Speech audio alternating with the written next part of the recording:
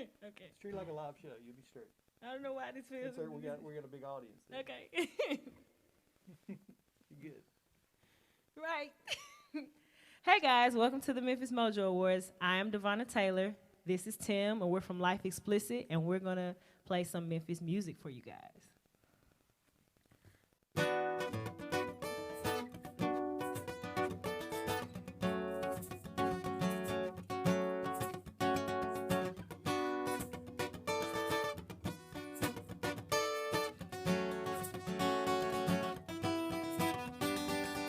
I don't think you get the message. I want you to take control. See, I need a real loving. I need a man who tells me everything. He says he understands me. Look, but can you take me higher? Your love is so good that I can't deny you. Tell me where you've been, it's been hard to find you. I need a real loving. I need a man who tells me everything. He says he understands me. Say, nobody's ever said that before. Nobody's ever told me that they get me. Yeah. I swear it's like we've been here before. You got it, baby boy, you make me feel. Boy, how did you get the message? See, you came through and took it all. See, you saw a real woman. You came with plans. You told me how you felt. You said you understand me. Yeah, I said, but can you take me higher? Your love is so good that I can't deny you. Tell me where you've been. It's been hard to find you. I need a real loving. I need a man who tells me everything. He says he understands me. Said nobody's ever said that before. Nobody's ever told me that they get me. Yeah, I swear it's like we've been here before. You got it, baby boy, you make me feel unforgettable.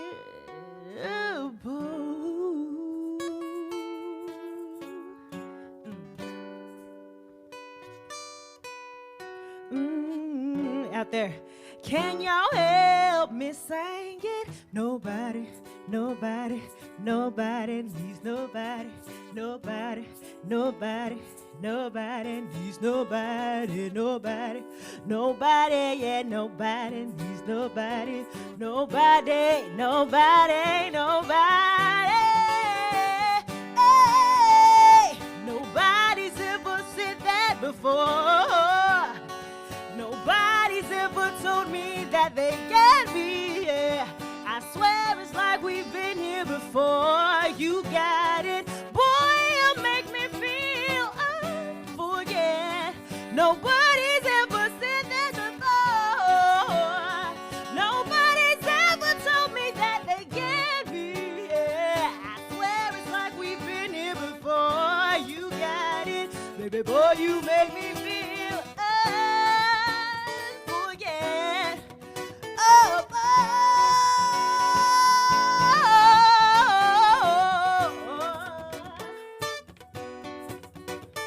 Nobody, nobody.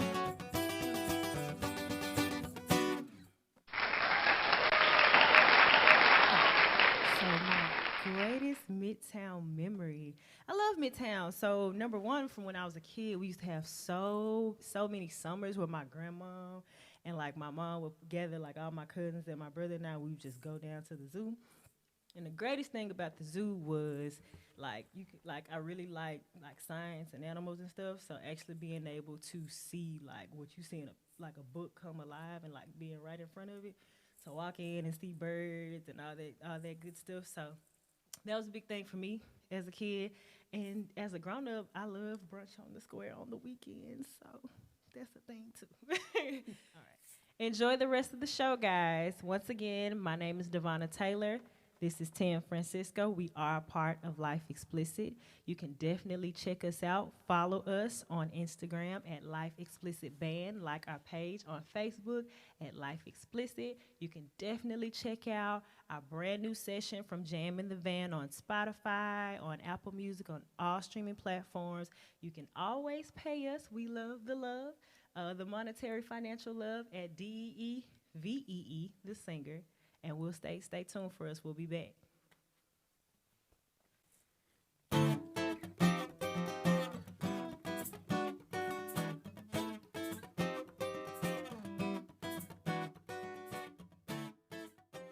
So how about a little applause?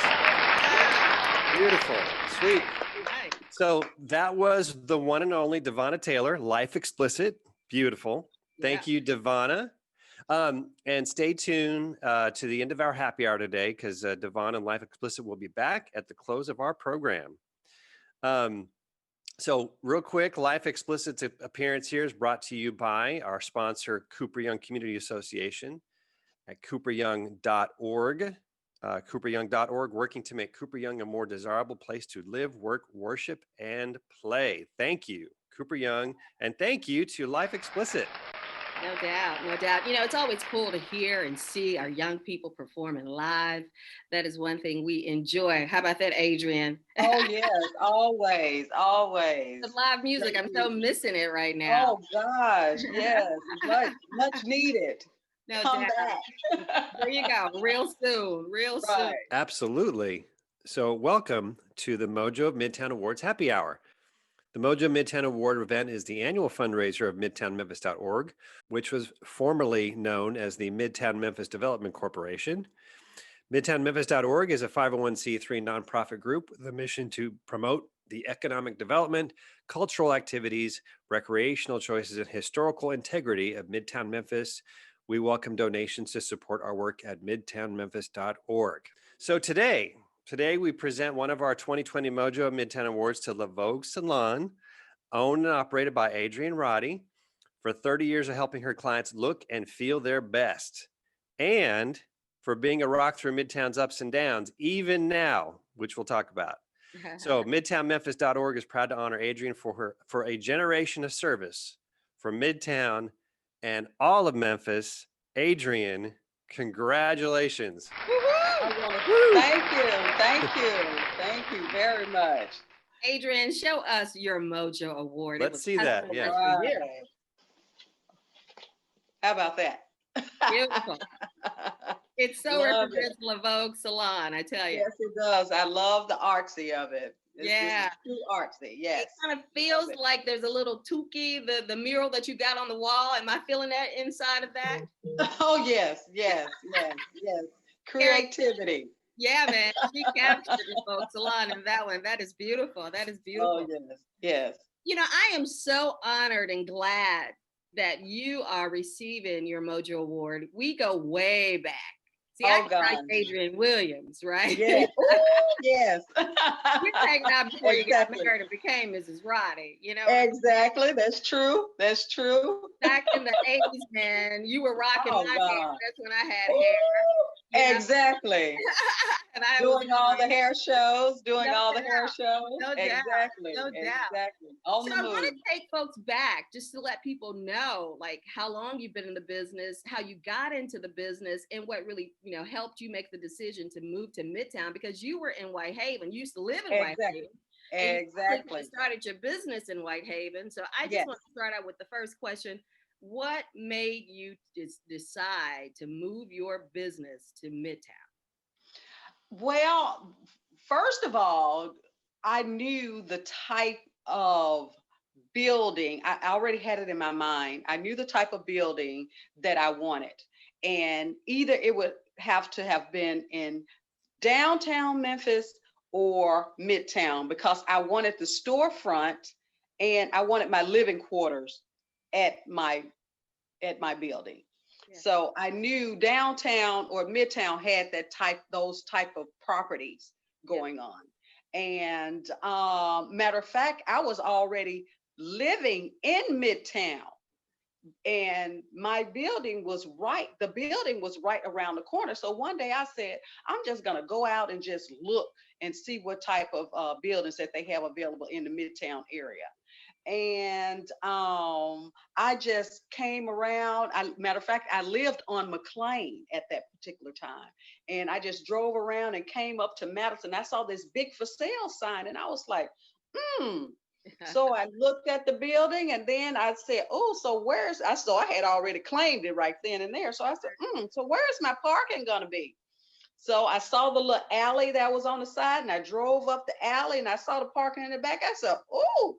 So when I came back out, I called this real estate agent name that was on there. Yeah. And her name was Kathy Thurman. I'll never forget Kathy Thurman. But anyway, I called her and set up the appointment. Okay, as soon as I set up the appointment, first time I looked in the door, she turned on the lights. That was it. Gotcha. That was it. Yeah. And really, I was truly it was really just God sent. I mean, just to actually when I walked in, because it was everything that I wanted. So I saw the salon, then she said, oh, it's more space upstairs. So went upstairs and saw, and it was just it was so automatically. And it was like one of those, I don't know, long time ago when the properties where people had for sale by owner. Yeah. Yeah. So I got it. Yes. So this is like one of the last ones, like for sale by owner. So it just really, truly just fell into my hands. And the owner wanted someone that was going to keep it as a salon. And she was like, I want you to have it. So it was like this laid in my hands. Yeah. You just gave me chills. I've never heard girl. That's how it gave me chills when I walked in that front door. Yeah, man. Yeah, man. Yes. That's a beautiful story. That's a beautiful story. Yes. So take us back on what made you decide to get into the hair industry, because I know you went to UT Knox before a minute. I did. Matter of fact, I was going into broadcasting. That's what I wanted to do. I wanted to be a sportscaster. That's what I wanted to do. Yeah. Oh, wow. But my God sent talent and everything was actually hair, because I was doing hair at UT. Yeah. I was doing all the girls' hair at UT. So I mean, it's really just a God sent gift. Yeah. And I tried to run away from it, but I just couldn't. Everything just kept coming back. So I was doing a lot of my, family and friends of the family hair and all of that. And matter of fact, my oldest sister actually pressed hair. She was pressing people hair, but she didn't even go into the field. I'm the only one that went into the actual field of doing hair. So I went to UT. I did it matter of fact, I went at UT for 2.5 years. And I told my mom, I said, Mom, I promise you, if you let me come home, I will not disappoint you. I would not. She said, okay, I'm going to do it. I'm going to let you come home. I came home. I went to beauty school and got my license. Matter of fact, I even had a clientele in beauty school. So I was actually because I went part-time. Matter of fact, it took me 2 years because I was part-time. I actually worked for Dark and Lovely Hair Care Products in sales while I was going to beauty school. So therefore, it actually, so once I got to school, which I got to school that in the afternoons, and I had an actual clientele waiting on me. Well, I would have at least 3 to 4 people waiting on me when I got to school. Yeah. So, and basically I kind of like build my clientele while I was in school. So once I got out, I did work part-time at First Tennessee Bank. Yeah.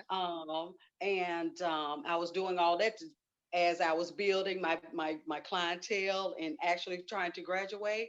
And I built clientele from the bank. They saw my work. Matter of fact, I did my own manager's hair. And from there, everything was built from word of mouth. I didn't have to do flyers or no advertising. My advertising was my work. And that's basically how I built my business from my actual work. And working in, matter of fact, I worked in Whitehaven, like Portia said. I worked in Whitehaven for at least 3 years. I had an expectancy. I had given myself, I said, I'm going to work here for 5 more years and then I'm going to get my own salon. And that's when I just said, I just out the fluke and said, well, I'm just going to go and look around and see if I can find just see what kind of properties that they have, because I didn't think anything was available. And that's also why I said it was God sent. Yeah. Is because it was a fluke. I just was going to look. And when I saw it, so everything happened way before I had planned. Like I said, I was giving myself 5 years, but it just, once I saw the building, everything laid in my hand, I had to go ahead and make that move. Yeah. And it was a blessing. Yeah. And it That's was what you God call sent. exactly. That's It what you just call happened. walking in your, yeah, that's what You I had call walking in you your had some God-given talent. Right. you had some built-in clientele right there, right in the Gilmore building as well. Yes, I did have built in, but I didn't. You know what? From the Gilmore building, I just walked in. Everything fell into my hands. I mean, I've done clients. As a matter of fact, I used to do De'Armond Bailey's hair, just being in the Midtown area, or Quinta Sims, Maxine Smith. I mean, I have a long history of people that I have actually done. I mean, Janella's hair. I mean, Janella is into broadcasting, and she had a whole contact of people and doing from hair shows and all of those things. I did all of those things. I'm very, very active in the community. Yeah. Yes. And Midtown was just the upcoming place, because when I moved into Midtown was dead. Yeah, Right. Literally that's dead. why I asked that question. Overton Square was gone. Right. There was no such thing as Overton Square. I mean, it was actually dead. It was all the buildings were dilapidated and everything. I mean, I have seen it from once was to where it is now. Yeah. So I mean, it has come a long way. Midtown has come a long way, and now we have all the new development that's going on, the new apartments, and all of that's coming along. So we are we have grown a whole lot. Good deal. Did your clientele change at all through the years? Yes, it did. The clientele did change. As far as for my clientele, I mean, the industry, it still goes. The industry changes itself, because back when you had a lot of ladies getting chemical services. Yeah. And such as relaxers and things like that. So when the industry changes, of course, your clientele changes. So now the trend is the natural hair. Yeah. Whereas, they're wearing your locks. A lot of ladies cutting their tresses now and just wearing their small fros. Exactly. They're wearing their small fros, and, they're wearing like wash and go styles now. So they're accepting their natural hair more than what it used to be, is wearing the straight hair. And also another trend that hit before the natural stage were hair extensions. Yeah. Yeah. So if you don't change with the trend as far as what's actually going on, of course your clientele would change. Yeah. And I knew as a person that was working with the actual natural hair, I did not want to go into the extension field, because I knew it wasn't healthy for the hair. So therefore, yes, I did lose clients that wanted to do the extensions thing, because extensions were like, I call that, extensions are like kind of like almost for, I wouldn't say lazy people, but you don't have to actually tend to the hair, basically, because there are extensions and they hold their curls and you don't have to do anything, just tie and go. And so I did not want to go into the extensions. So once that trend fell, I did, I still held my own loyal clientele, because like I said, I had professional women, and that's what have me going now. The professional women that likes their own hair. They don't like the extensions, or they don't even like, the natural hair. They won't form to it. So I mean, you still have your clientele, but you lose some and you gain some. So it's a flow with it. But you have to stay up on the trends in order to actually to be there and fulfilled in order to last in this industry. No doubt, no doubt. You have to keep yourself educated, because Yeah. if you don't, you will be blended on out. You will be forgotten. So that's what held me up for so long. So I have a question around that. Yeah. You also, I love I was looking at the interview you did with George Larimore. Oh, cool. Yeah, yeah. And during the interview, you mentioned describing stylists and barbers as counselors also. Oh God. Right? Oh yes, we're more than just a hairstylist. I mean, you just be amazed, because we have to have, they have the ears to listen, and sometimes they even want counseling.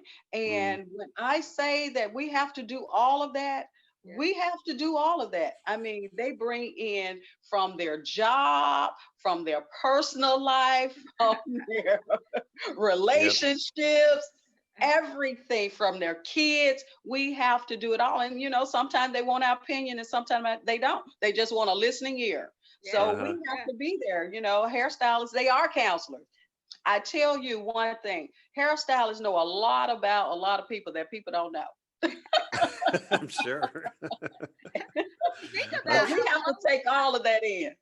think about how close you're sitting to someone Yes, yes, for a good yes, couple hours. It's yes, like, yes, yes. we just Yes. want to stay, a client for 10 plus years. Exactly, exactly. And they, and it's a good thing. Yeah. It's a good thing, because it helps us out personally, because we deal with so many situations. So we learn how to, just that's how we learn how to become counselors, even without the education of going to school for that, because we've gone through so much. Yeah. So much. Yeah. Yeah. Yep. It helps me out personally because I can relieve some things too. There you go. There you go. So what's Right. it been like for you since COVID? I mean, how has your business, been Wow. able to It has impacted it a lot, because of some of the older clients that I do have, and a lot of them don't want to come out. Yeah. But like I was saying, I have the professional ones that do their work by Zoom. Some of them, some of them have gone to wigs, so therefore they'll bring their wig in, and I'll style their wig for them, and then they'll swap them out. And I've do that type of work. And the ones that actually still want to come in, I still do them. But it's nothing like it once was. So it has truly changed. And then, as far as our salon is already set up as far as social distance because of how large it is. And our stations are sectioned off. And so we are all the way in compliance with it, making sure that everybody's maxed up, everybody, make sure that they sanitize their hands and things like that. So, I mean, it has really impacted us, but we're surviving. Good deal. It's really nice to hear that, because, we talk to Midtowners a lot, and, during the pandemic, we all know how important these institutions are, and you are an institution, and to your clientele, you're an institution, and you're one of those institutions and people that people rely on for normalcy, right? Yes, that's As true. part of their life, right? Yes, You were a yes, part of these people's lives, and exactly. it's so nice to hear that, because we never know with this situation how many smaller businesses might not survive this, and That's true. it's really good to hear this. That's really true. good. That's Yeah. true. Like some of the clients, when they actually open everything back up, they was like, "Oh, I'm so glad we have some place to go," and they were just talking about how relieved they are just to get out of the house. Yeah. Yeah. I mean, literally just Yeah. to get out of the house and have somewhere to come to. Yeah. Yeah. So, I You can mean, see that other was great people. to hear. Exactly. Yeah. Mhm. Yeah. To go back to what Mark was saying, just being able to sustain yourself and being a small business owner, I Mhm. know you have done a lot of work on your building. The mural Mhm. that's on the side of the wall, Cool. it Yes. represents us so well. I love that mural. Oh Um, gosh. and just, the fact that you've been in the business for 30 years, but then Mhm. there's an available sign in your window that Mhm. then raised an alarm, Right. for people to wonder, like, okay, is Is LaVogue she still open moving? or Right. closed? What's going on with the business? So will you share with us, what that's about? Well, the sign the sign, the availability sign that's in the actual window is for, we have like a 700 square foot space that's upstairs that's within the salon. So it's a space that's available that can allow someone that's retail, an esthetician, waxing, Okay. something that can merge with the beauty industry and have a retail space within the salon. Okay. And that's what that sign is for. Okay. Cool. Cool. So you here forever. Yes, yes, yes. And it's LaVogue like, forever. Yes, forever. LaVogue is not going anywhere. Right. Exactly. Good Yes. deal. Good deal. And I Yeah. remember when that space was retail space back in the day. Exactly. Yes. Yes, I did. I have had a young lady, Lynn. She had a clothing store that was upstairs. Yeah. She surely did. Yes, it's available. And then after she left, I had expanded it to like double space for the salon. Okay. So after that, then once she left, then we narrowed it down and made an apartment that's actually in the back. So we made the space smaller than actually what it once was. So there's an apartment that's in the back, and which made the space come down to like 700 square feet. But it's a great retail spot. They have their own restroom and everything up there, so they can totally operate separate from the LaVogue Salon. So do Yeah. you rent out the apartment? Yes, the apartment in the back is rented out. Yes, Okay. yes, it is. It's a 1 bedroom apartment. Yes. Okay. So a lot of people, they always like, "Oh, do you own that whole?" Yes, we own this whole building. Yes, yes. That's Like beautiful. the lady that I came from, her name was Rose. When I was in Whitehaven, she was like, "Girl, they ain't gonna let no black folks own no building in Midtown." I was like, "Okay." I said, "Okay." That's what you say. Yeah, the black woman owns the And whole the building. black woman owns the building. Good. That's beautiful. That's beautiful. Yes, yes. And listen, this is a good time to say that. Exactly. Yep. I think 2020 has been a hard year, but for the black woman, it's a beautiful thing. It's a beautiful thing, honey, and a wonderful thing. Yes, yes, yes. We are doing some things now. I always have, really. Yeah, no doubt. People, Uh-huh. they just didn't recognize. There you go. Keep it real. Now that is keeping it real, Adrienne. Yeah. So Go ahead, Mark. okay, no, I have a question about one of your clients. You said with Maxine Smith. Yes, yes. Yes. So Yes. tell me what that was like. I mean, that must have been Oh, thrilling. God. Yeah. Oh, Maxine was a firecracker. When she would come into the salon, I would do her special, have her special time. And oh gosh, we would talk, of course, we would talk about politics and stuff all the time. But she was just really, she had so much energy, and she was a lovely lady. She had a lot of history. We talked a lot of history. So I always wanted to know who was who and what and all that. So she gave me a lot of history. She did, about Memphis. Yeah. Yeah. Wonderful. Because during that time, I think also during that time when she was when Willie Harrington came into office. Mhm. Yeah. Okay. So how she kind of like groomed him and all that kind of stuff. So it was, oh gosh, we went way back. Yeah. And I started doing Maxine because I was doing her sister's hair. And from doing her sister's hair, that's how Maxine got to my chair. Yes. Nice. So do you still do Merle Purvis's hair? No, I did. I introduced Merle into wigs. And from there, it was over. But I did Merle hair. I've done Kim Clark's hair. Yeah. Pam McKelvey's. I've done her hair. Oh gosh, I've done a lot of anchors' hair. Yes, yeah. I have. So I remember. So your once and former dream of being a sportscaster, you can kind of experience it through them, right? Yes, I experienced it through them. And matter of fact, I have done. I used to cut Jarvis Greer hair. I surely did. I did. That's because the Black Salon was around the corner from the TV. Right around from. Yep. Exactly. Exactly. Yes. Yes. Oh, yes. I got to ask this question because I've heard this from other female stylists.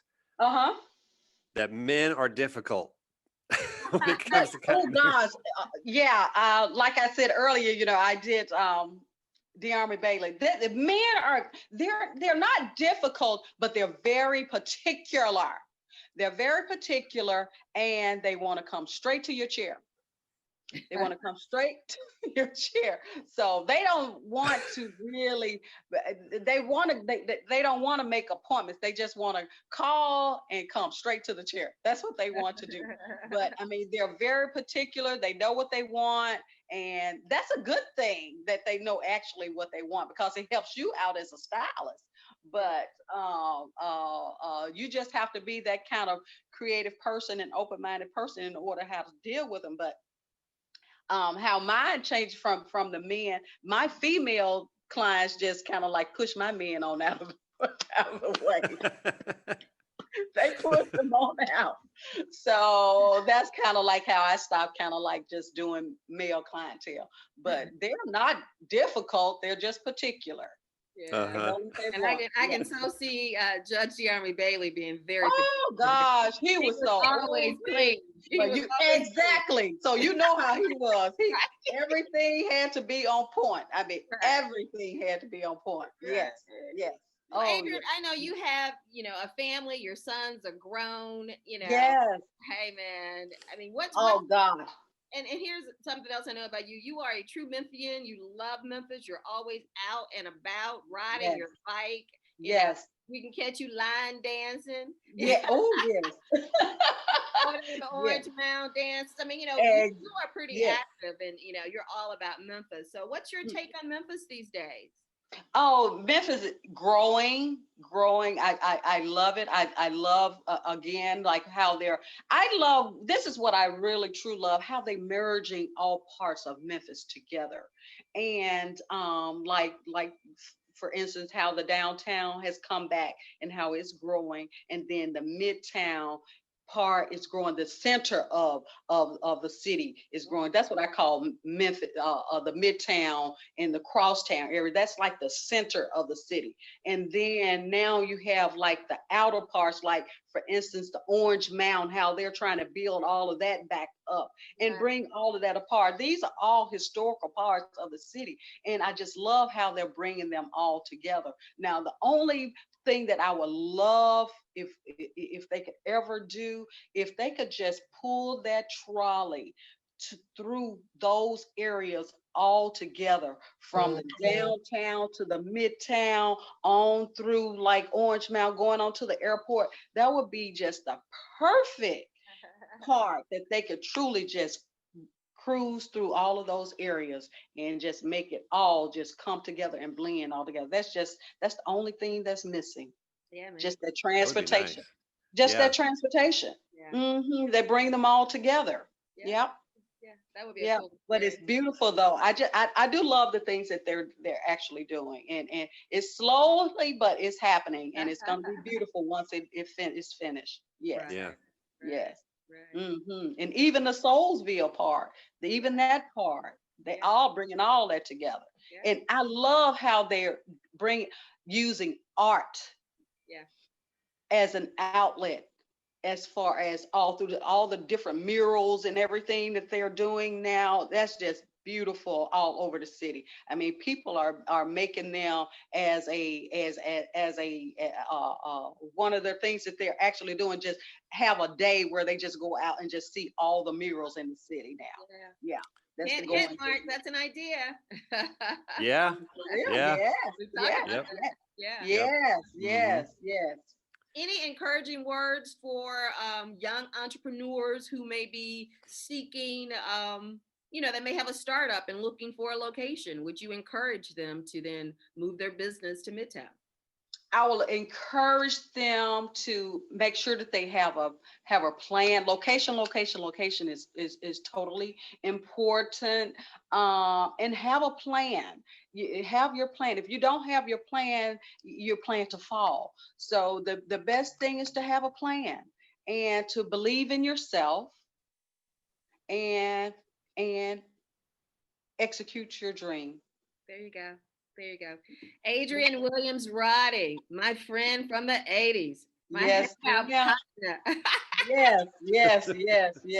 You've been had your mojo. Oh,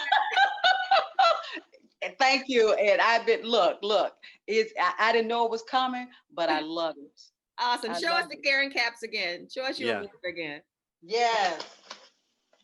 Here it is. You got your mojo, baby. Can you bring that a little closer to your screen for a sec? Yes. This is my Mojo Award, and I love it. Thank you very much, and I really, really appreciate it. Look at that. All right. Thank you. Awesome. Good. Yeah. Cool. Yes. So that's a wrap. That's it. Yep. Yeah. All right. Thank you all. I appreciate it. I enjoyed it. Oh, I'm so glad you were able to hang with us for a few minutes, Adrienne. Always a pleasure seeing you. We'll have to get together for a cocktail. Yes, ma'am. Very soon. Yes, please. I'm game. Yes. Okay. So, all right. Adrienne, nice to meet you, and congratulations again. Thanks, Mark. I appreciate it very much. You're welcome. Absolutely. We'll talk. Okay. Bye-bye. Bye-bye. Yes. All right. And this video event is being produced by the OAM Network at Exora Memphis. Be sure to check out pod901.com for all your video and audio needs. Exora and OAM are located in the Cross Center in Cleveland Street. Check them out. Thanks again also, of course, to Jane Ellen White of Memphis Travel and the Memphis Music Hub for all of our hard work with our featured musicians. Could not have done it without Jane. Right. And so far, we have handed out awards to Emily Trenholm with music from Mark Edgar Stewart, Jim Dean of the Memphis Zoo with music from Amy LaVere, Kathy and Kelly Fish for their Cocktails for a Cause with music from Southern Avenue, Jerry Finestone and Bosco's with music from Kia Johnson, and upcoming, we still have left a final send-off for Memphis College of Art with music by Louise Page, and a surprise award being handed out at the end of the series with music from John Paul Keith. I love surprises. We all love, yep. Well, this year's been full of surprises. Right, really it has. A year of surprises, but I love good surprises. Yep. Okay, so to take us out, we give it back to our musical guest, Devonna Taylor and Life Explicit. Enjoy. Welcome back, guys. Congrats to all of the awards recipients. Once again, my name is Devonna Taylor. This is Tim Francisco. We're part of Life Explicit. We got one more song for you guys. Take a listen.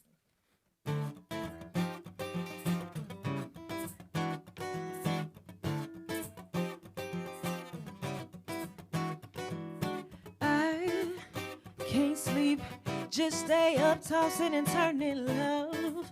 It get deep, guess that's why I keep running. So far away, so very far away. Hey, look, I'm tired of thinking about you. Why do you stay on my mind? I cannot get over you. I keep on wasting my time, baby, you don't know. I know that you see what you do to me. What you do to me, and I'm asking, why don't you see that? I bet you see that. I know you see that. Oh, yeah. 'Cause you know that you messed up this time. See, but I can't hold grudges, that's not how my heart was designed. But obviously things ain't right, no, no, no. 'Cause I need you in my life, think about you day and night. I think about you day and night, all day and all night. This is what I told him. Why have you done this to me? I gave you all of my time, all of my friends mad at me. I laid it all on the line, baby, no, no. I know that you see what you do to me, what you do to me. And I'm asking, why don't you see that? I bet you see that. I know you see that. Oh, yeah. 'Cause you know that you messed up this time. See, but I can't hold grudges, that's not how my heart was designed. But obviously things ain't right, no, no, no. 'Cause I need you in my life, think about you day and night. I think about you day and night, all day and all night. Hey, this is what I think about him. I think about him, I think about him. You ready, Tim? Go.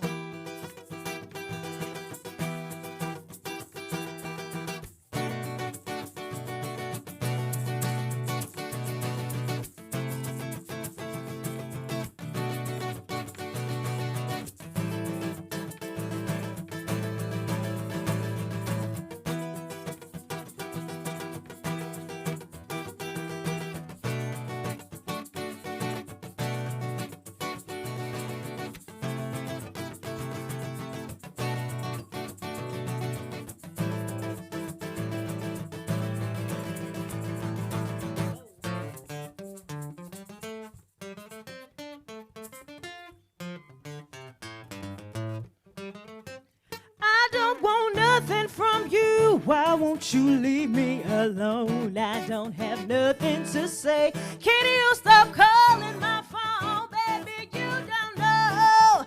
I know that you see what you do to me, what you do to me. And I'm asking, why don't you see that? I bet you see that. I know you see that. Oh, yeah. 'Cause you know that you messed up this time. Say, but I can't hold grudges, that's not how my heart was designed. But obviously things ain't right, no, no, no. 'Cause I need you in my life, think about you day and night. I think about you day and night, all day and all night. Hey. Once again, we are Life Explicit. My name is Devonna Taylor. This is Tim Francisco. Once again, please check out our brand new session from Jam in the Van. Always, please, always like us on Facebook. Follow us on Instagram at Life Explicit Band. You can always follow and do a love offering into our Cash App at #DEEVEE, the singer. And y'all have a good night. Thank you so much for listening.